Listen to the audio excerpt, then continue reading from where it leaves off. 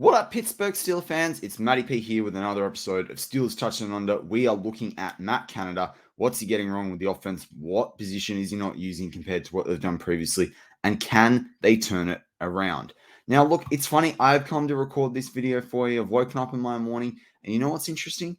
There's already an interview up from while I've been asleep from the afternoon in Pittsburgh where Matt Canada's been asked about it. He's been asked about, did he hear the booing in the stadium? And he basically said he didn't hear the chants, but he was told about it.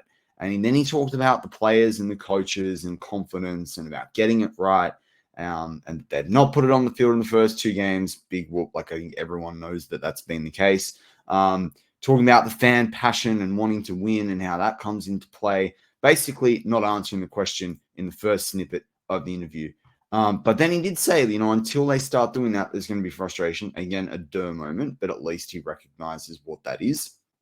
And he says, we'll continue to work and we'll continue to get it better. And I firmly believe that. Well, we've heard that for 2.5 years, which is why I'm doing this podcast. And I'm going to analyze an area where I think is very, very telling about where this offense is actually at. But honestly, like he says, then he goes on to say things like, we're not going to make knee-jerk reactions in an effort to make wholesale changes in an effort to change that outcome. That's what I showed. Tomlin said that. Well, Steeler fans are crying out for it, and the stat sheet is suggesting that there could be problems. And he also, the thing that I really didn't like when I heard these comments from Matt Canada is that he wasn't really sure how they were going to find success. He says, and this is what the quote, we have to become more consistent. We have to be better. Every facet of the game, we need to be better. There's no magical answer to this, I don't believe, other than I'm very proud and excited about where our players at. Now, most Steelers fans would hear that and go, what have you got to be proud about? He said, there's nobody pointing fingers. There's no one throwing the towel in. We're 1-1. We're fortunate to be there. Great job by a lot of components, but we won a game against a really good team. It's much easier to do that when we win a game. We're going to keep fighting until we get it the way we had it in summer, the way we had it in camp. It's a challenge for us, and we're working really hard to find out how that is. They won the game against the Browns because of the defense scoring 14 points. But let's get into what I actually wanted to do as my topic for the video today on the Matt Canada offense. But I saw those things this morning when I woke up just before I recorded this show, and I wanted to make sure that that was factored in as well. That's the latest. So what I wanted to talk about originally was the absence of the use of the tight end, particularly when the Steelers have a top 10 tight end undisputed in the league in Pat Freiermuth. I personally think he could be a top 5 if you use him right. Season by season, it's going to be hard to always be in the top 3, but he is capable of doing that, and he's capable of being a lifeline for Kenny Pickett. And when I was thinking about that, I thought about that off the takeaway show that we did following the game on Monday night. And I talked about the lack of use of Pat Freiermuth and Connor Haywood, particularly because we heard so much when Matt Canada came in about the tight ends and the H-backs and using them. So I went and did some analysis over the previous 4 years leading up to this year. And I've also done a projected analysis of what the tight end and receiving targets will look like this year if the current trend continues. So last year in 2022, the second year of the Matt Canada offense, the Steelers had 3,661 receiving yards according to Pro Football Reference, and 1,015 of those yards were with the TE. Now, or people playing in a TE or H-back position, e.g. Connor Haywood, Zach Gentry, Pat Freiermuth. Not bad, 1,015. In 2021 in the Matt Canada offense, where there was 4,071 yards, but remember then this is when they were throwing the football around a bit more from the receivers and Najee Harris and stuff like that. They had 748 yards from the TE position. So big step up. Last year, you think, okay, the Matt Canada offense is improving. The big difference here too is Claypool, because Claypool went from 800 and something yards, and he's almost the body of a tight end or receiving tight end. And then you take him away, you use the tight ends more, the offense probably looks a bit better. Before Canada in 2020, the Steelers had 1,095 yards if you count in Jalen Samuels. If you take him out, it's about 1,049 yards. They went to TE. So guys like that was the Pat Freiermuth's first year at 497. You had Zach Gentry. You had a couple of other guys there as well.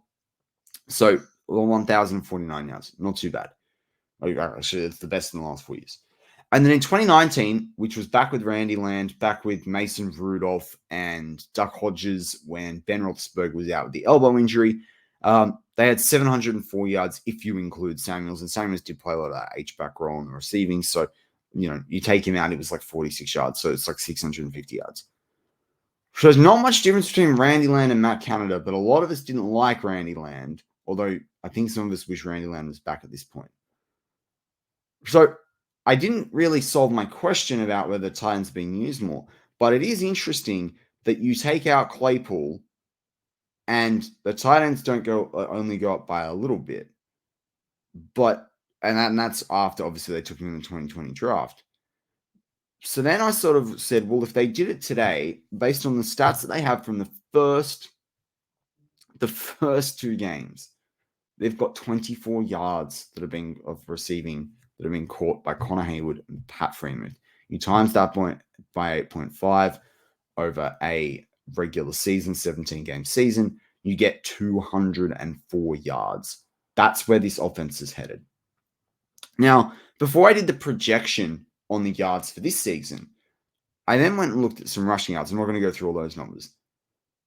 You'd think, we heard a lot about the Matt Canada offense being H-backs and tight ends and having the right personnel. I mean, he's got every type of H-back or tight end you need, the Steelers right now, and Pat Freeman, Darnell Washington. You've also got Connor Haywood, that can all play in these roles. The Matt Canada offense is not done out of an H-back or tight end. At least the stats don't fully say that. He's done no better than Randy Land did, and we never said that about Randy Land. Randy Land was about getting Ben Roethlisberger to throw it to the wide receivers that were open, to throw it to wide receivers quickly so he didn't get killed back there behind the line, and to make plays, gain yards, win games. That's just got to stay the same thing, because right now there's no difference.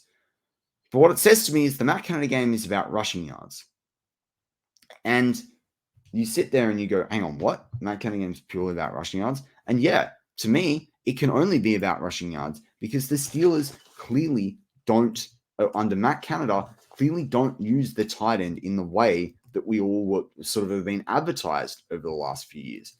And I think that's actually quite a telling position for the Matt Canada offense, because the Matt Canada offense has had every excuse under the book about, rookie quarterbacks, offensive line, all the rest of it. But all those things, and we had an old veteran quarterback, we had an aging offensive line. All those things happened with Ben Roethlisberger. And it was just accepted, but people were frustrated, right? And that's fair enough. I was frustrated as well by what it was. But right now, the Steelers, through 2 games of this season, have 96 yards rushing. So if the Matt Canada offense is not about tight ends, H-backs, all those sorts of things, and that's sort of, short intermediate passing. And if the Matt Canada offense can only have 454 yards of receiving in 2 games, right? Less just 227 yards average per game. Then this tells you everything you need to know. It's not a good offense. They can't use one of the best top 5 tight end in the league. They can't throw the ball to receivers. And that's not just on Kenny Pickett missing a few throws here and there. It's not, because Ben was in the same position because he was getting killed back there and throwing the ball and being covered and they were rushing the box and all those sorts of things. But Macam doesn't do the run game either. So what does he do? Like, I'm on, Mark put out a really nice video a couple of days ago on Steelers Nation Australia. He's my co-host here on a couple of shows. And my co-founder of the channel, and he put a really good post about supporting Canada. I don't disagree. We need Canada to do well. If Canada does worse, Steelers are going to do worse. We don't want Steelers to lose. But right now, people talk about the Matt Canada offense. The Matt Canada offense, to me, is just doesn't work in the NFL, because it doesn't matter what trademark of the Matt Canada offense you measure it by. It's not working. And that is not just on the O-line or Kenny Pickett.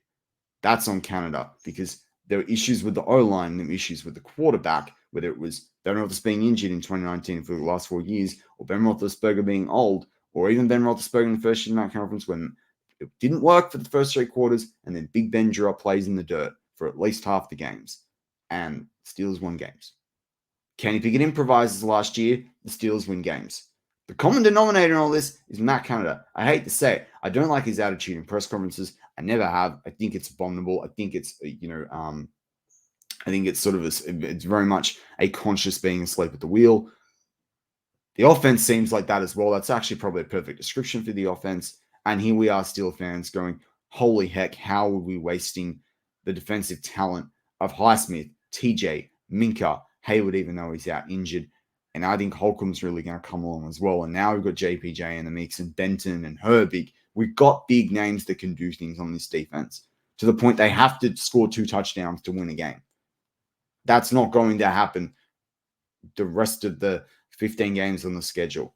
It might happen on 3. It might happen on 2. It might not even happen again. So Matt Canada needs to figure out what the trademarks of his offense are going to be, how they're going to work, and really, that's got to happen this week because the Steelers have got some tough games coming up, and they can't be going through this crap after the bye.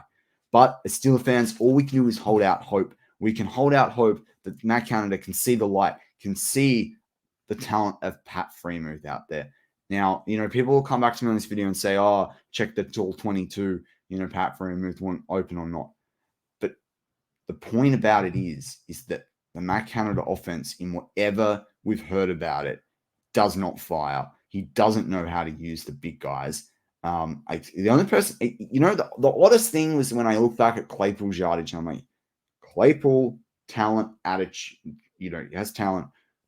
We thought he had talent. Hasn't. It's more physical attributes. Culturally, not with what the Steelers want to do. Attitude issues, not learning. Look at all the narrative. And he has some of the most yardage, and you go, what the heck? And then he leaves, and the Steelers fill it with other talent, or they've got other options, and it doesn't work. But anyway, Steel fans, we just got to kind of enjoy the ride and hope those defensive guys keep scoring touchdowns because unless this offense improves, it's going to be a very long season. But who knows? Maybe it's just 2 tough games. And Steel fans, we can be optimistic about what's to come. Let's see. We're all here along for the ride. As always, go Steelers.